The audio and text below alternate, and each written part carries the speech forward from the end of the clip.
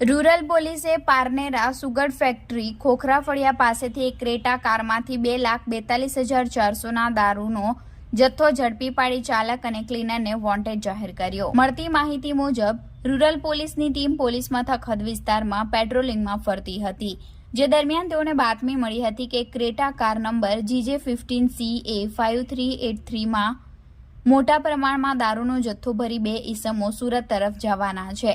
જે બાતમીના આધારે રૂરલ પોલીસની ટીમે Parnera national highway number 48 sugar factory bridge પાસે બાતમીવાળી કારની વોચ ગોઠવી હતી।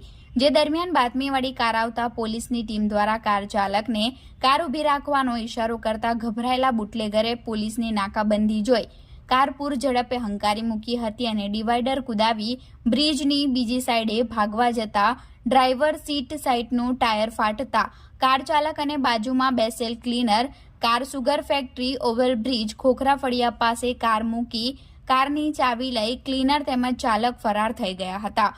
પોલીસની ટીમ દ્વારા કારમાં ચેક કરતા મોટા પ્રમાણમાં દારૂનો જથ્થો જોવા મળ્યો હતો। જો કે હાઈવે પર દારૂ ગણવો હિતાવહ ન હોય, જેથી કારને પોલીસ મથકે લાવી પંચોની હાજરીમાં કારમાં ચેક કરતા 1,920 નંગ વિદેશી દારૂ, જેની કિંમત 2,42,400 મળી આવ્યો હતો।